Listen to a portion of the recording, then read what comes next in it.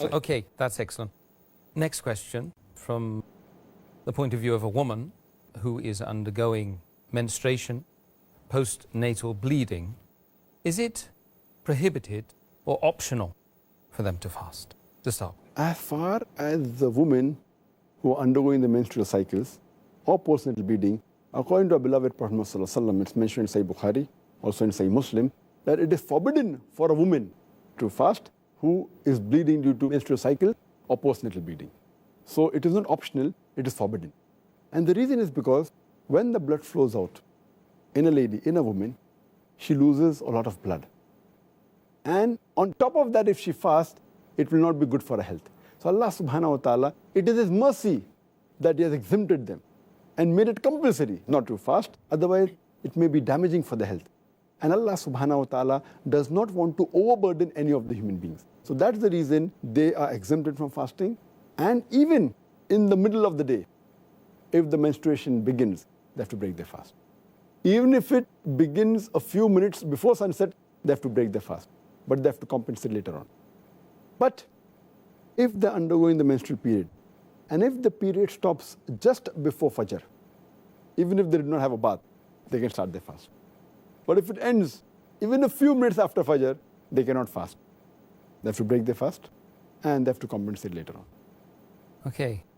The next query really is regarding a woman who is pregnant or is nursing, breastfeeding, nursing, rearing the children. Why are they exempted? According to the verse of the Quran in Surah Baqarah, chapter number 2, verse number 185, that if a person is ill and traveling, he can make up his prescribed periods of day of fasting later on. So most of the fuqahas, most of the scholars, they say that these women who are pregnant and breastfeeding, they come under the category of those who are ill. So therefore, if they want, they can abstain from fasting. But there are clear-cut Sahih hadith in which the Prophet has exempted these women from fasting. Mentioned in Sunan ibn Majah, hadith number 1667, that our beloved Prophet says, the obligation for a person to fast and part of the prayer has been lifted from a traveler.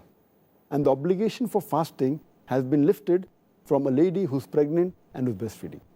Our beloved Prophet Muhammad also said, it's mentioned in Sunan Nisa'i, in the book of fasting, hadith number 2274, that Allah subhanahu wa ta'ala has relieved the traveler from fasting and half his prayer, and Allah subhanahu wa ta'ala has relieved the pregnant woman and the woman who's breastfeeding from fasting.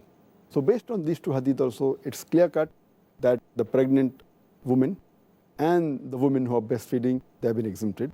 And the logical reason that one can think is because when a lady, she's pregnant or she's breastfeeding, the food she eats is not only for herself, it's for herself as well as the baby she's carrying.